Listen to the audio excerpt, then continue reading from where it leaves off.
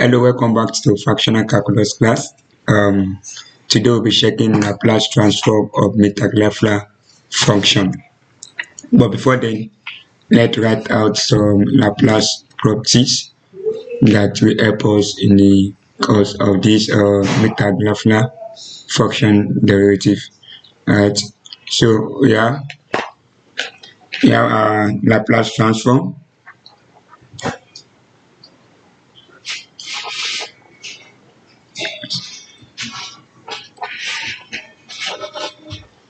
So we have our L of t, the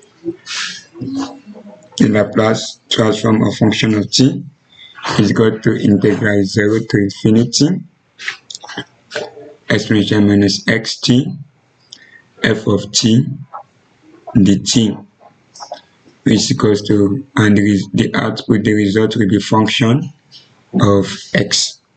So this is the first properties I want us to take note of.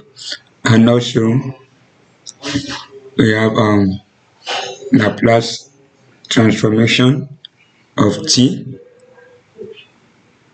raised to the power n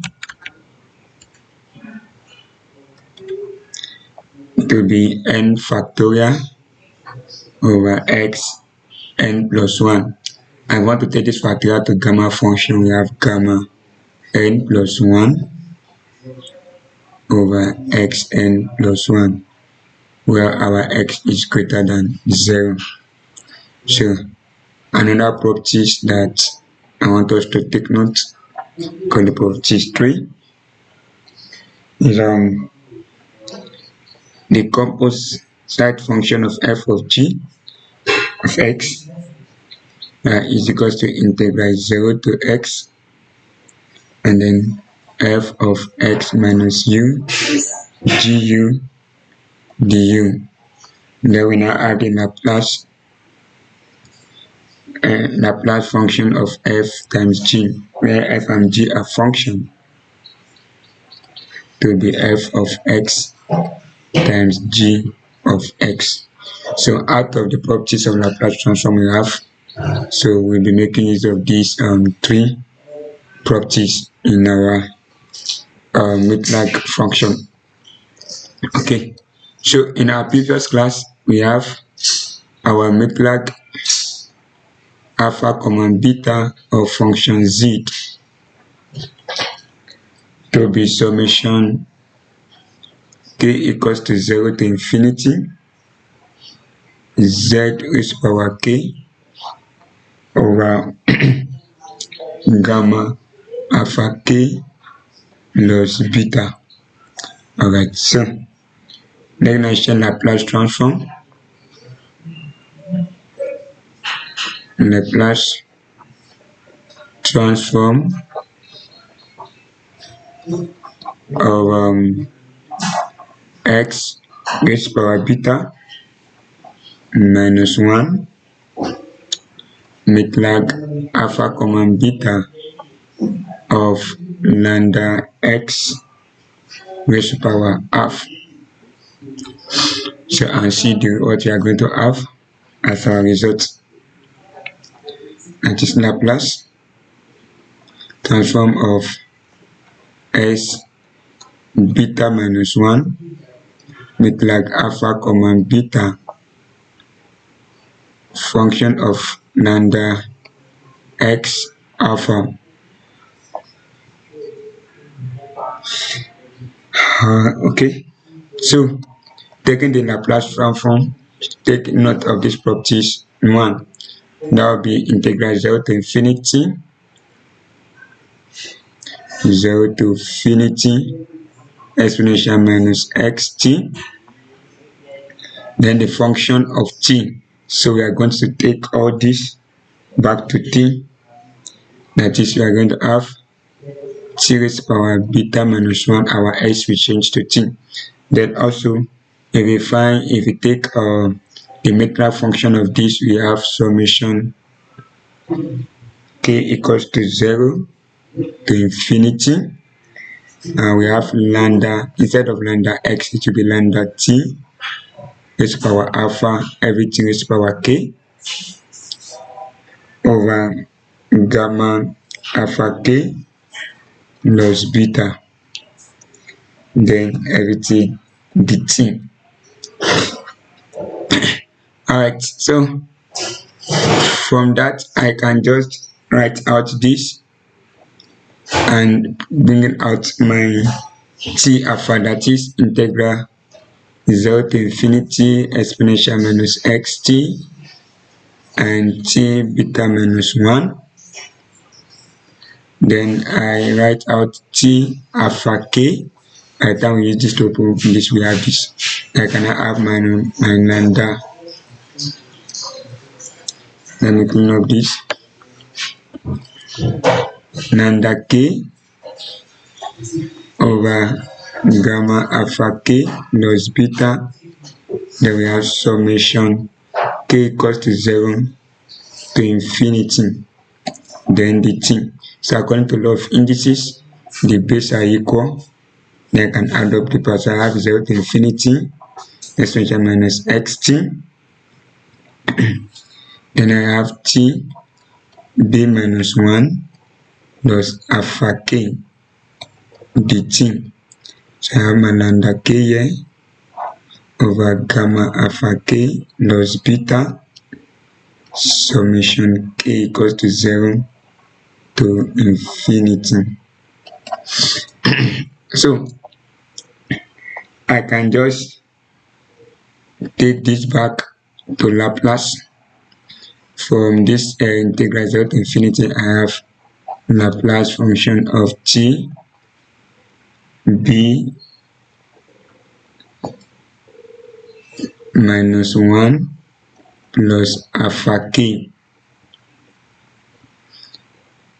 So that is the Laplace transform of this function. If I find the Laplace transform of this, I have this. So I write this back in Laplace notation over gamma alpha k plus beta, then summation k equals to 0 to infinity.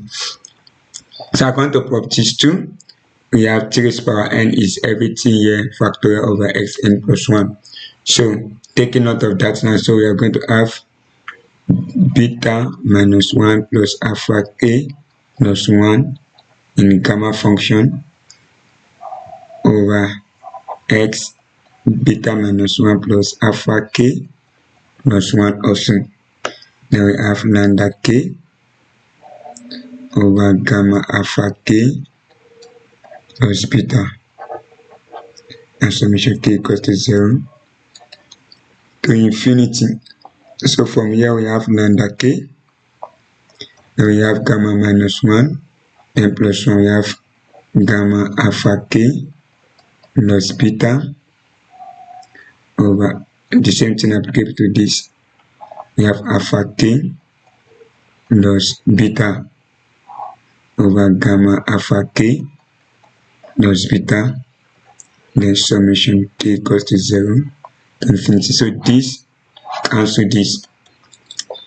Then we are left with lambda k over x alpha k plus beta gamma k equals to 0 to infinity. So I can actually split this also, making use of the law of indices to have lambda k, then have x alpha k times x beta, summation k equals to 0 to infinity. So with that now, since I'm dealing with the series of k to be equals to 0, so I can actually bring this one over x beta outside. We have my summation k equals to 0 to infinity, and then lambda k over x alpha k. So I can just group this to have lambda over x alpha everything raised to power k, summation k equals to 0 to infinity 1 over x beta. So from that point I can have 1 x beta. Then when k equals to 0, I'm going to have 1. When k is equals to 1, I'm going to have alpha lambda rather over x alpha and 1k is equals to 2. I'm going to have alpha over x, lambda over x alpha, everything square. When k is equals to 2, I'm going to have lambda over x alpha, everything keep plus. So when you check this now, we see that we have geometric progression, which also is a sum of infinity. So with that, now we have our first time, which is 1 over 1 minus the common ratio, which is lambda over x alpha. So with this now we have 1 over x beta. Then by the time we simplify, 1 over 1 minus lambda over x alpha, we are going to have x alpha over x alpha minus lambda. Then we can now rewrite this as x negative beta times x alpha over x alpha minus lambda, and that will finally give us x alpha minus beta over x alpha minus lambda. So this is the Laplace transform of x beta x beta minus 1 with like alpha comma beta lambda x alpha. Okay, so this is the result of that. So the implication of that is, for example, so let's take a look at this question and see how it is applicable to that. For example, we have to find the Laplace transform of midlag 1,1 of x. So if we compare this and this, so we see that our alpha is equals to 1, our beta is equals to 1, and our lambda, which signifies the coefficient of x here, is also equals to 1. So by the time we substitute that in this, then we have our Laplace transform from that function, which is x alpha 1 minus 1 over x alpha, which is 1 minus lambda, which is also equals to 1. So 1 minus 1 is 0, x raised to 0, that is 1 over x minus 1, which is actually the Laplace transform. You know, by the time we find midlag, the midlag function of 1,1, that will give us exponential x. And we know that the Laplace transform of exponential x according to its property is 1 over x minus 1. So that is the implication of this particular formula. So here we stop for Laplace transform of Midlag-Leffler function. Then in our next, we are going to check the Laplace transform of Riemann-Liouville's integral and derivative. Alright, thank you for watching. See you in the next video.